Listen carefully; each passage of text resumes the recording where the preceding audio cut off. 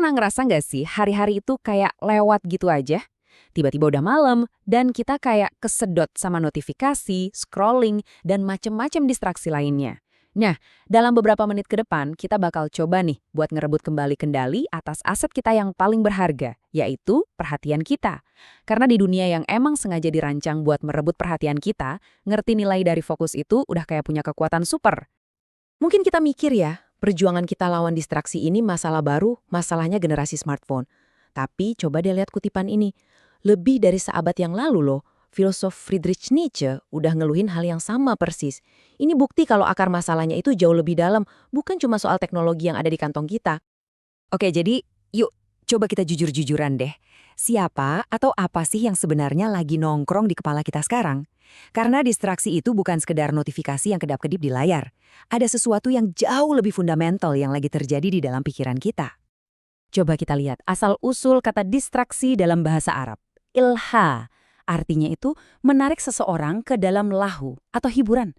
Jadi pada dasarnya, distraksi itu adalah saat pikiran kita diduduki sama sesuatu yang menyenangkan. Nah, pertanyaan besarnya, kita sadar nggak sih waktu kita milih si penjajah pikiran kita ini? Nah, ini dia nih inti dari obrolan kita. Kita kan sering banget ya pakai istilah memberi perhatian, seolah-olah itu cuma hal sepele. Tapi gimana kalau maknanya itu jauh lebih dalam dari itu? Bukan sekedar memberi, tapi sebuah bentuk pengabdian. Coba deh renungin sebentar. Tiap detik, tiap momen, kita itu sebenarnya lagi milih kemana perhatian kita bakal kita arahin. Apakah ke berita heboh di luar sana, ke timeline media sosial yang nggak ada habisnya, ke kerjaan yang numpuk, atau ke orang-orang yang kita sayang di dekat kita. Karena pilihan itu apapun yang jadi fokus kita. Pada akhirnya itulah yang bakal jadi realitas kita. Kalau kita terus-terusan fokus ke berita kriminal, dunia rasanya bakal jadi tempat yang menakutkan. Tapi kalau kita milih buat fokus sama rasa syukur, dunia bakal kelihatan penuh keajaiban. Perhatian kita itu secara harfiah menciptakan dunia yang kita tinggali. Kata perhatian itu sendiri ternyata punya makna yang kaya banget loh. Ini bukan cuma soal fokus, tapi juga soal kesopanan, tentang cinta, bahkan pengabdian. Jadi, pas kita ngasih perhatian ke sesuatu, kita itu sebenarnya lagi melakukan sebuah tindakan pengabdian. Kita seolah-olah lagi bilang, inilah yang penting buat gue. Kutipan ini, wah ini keren banget sih, buat ngegambarin kekuatan dari fokus yang menyatu. Saat kita berhasil menyatukan perhatian kita pada satu tujuan utama yang penting, semua kekacauan dan kecemasan lain dalam hidup itu pelan-pelan jadi meredah. Ada kedamaian yang luar biasa saat kita punya satu fokus utama. Oke, sekarang kita geser sedikit. Mari kita lihat gimana cara kita mandang waktu itu sendiri, ternyata ngaruh banget ke fokus kita. Karena ternyata ada dua cara yang benar-benar beda buat ngerasain waktu. Cara modern yang kita kenal sekarang, dan cara pramodern yang mungkin udah kita lupain. Louis Mumford ini ngerangkum pergeseran besarnya dengan pas banget. Dulu hidup itu diukur dengan cakrawala keabadian. Kalau sekarang, kita hidup di bawah kediktatoran jam. Setiap menit harus dihitung, dikelola, atau bahkan dibunuh. Perbedaannya tuh benar-benar kayak langit dan bumi. Pola pikir modern ngelihat waktu kayak musuh, dan kita pakai distraksi buat lari dari pikiran soal kematian. Sebaliknya, pola pikir pramodern justru ngelihat waktu sebagai pengingat kalau kita ini fana, sebuah dorongan biar kita fokus ke hal-hal yang beneran esensial.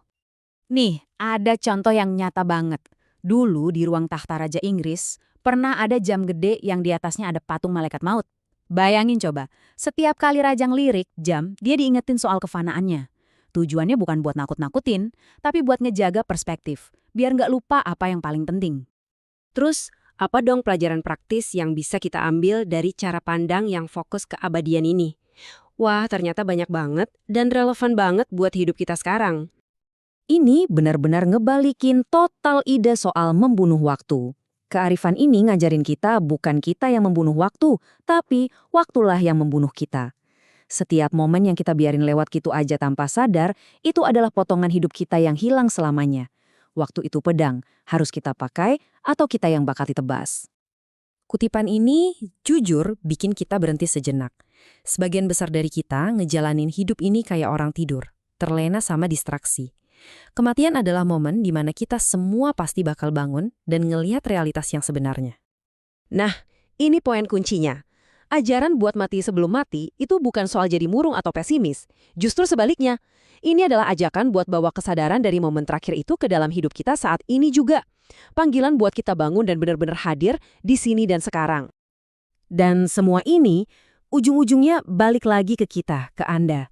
Karena pada akhirnya, gimana cara kita mengarahkan perhatian, itu bukan cuma soal manajemen waktu. Ini adalah pilihan paling mendasar tentang siapa diri kita sebenarnya.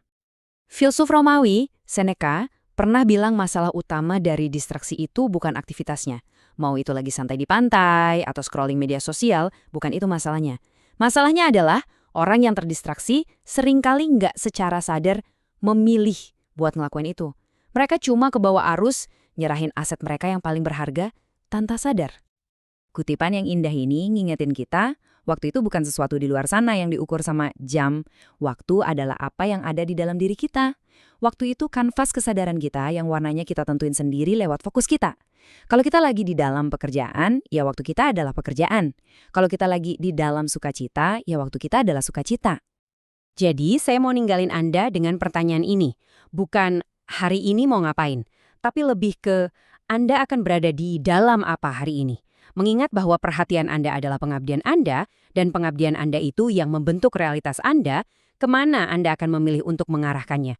Pilihannya ada di tangan Anda.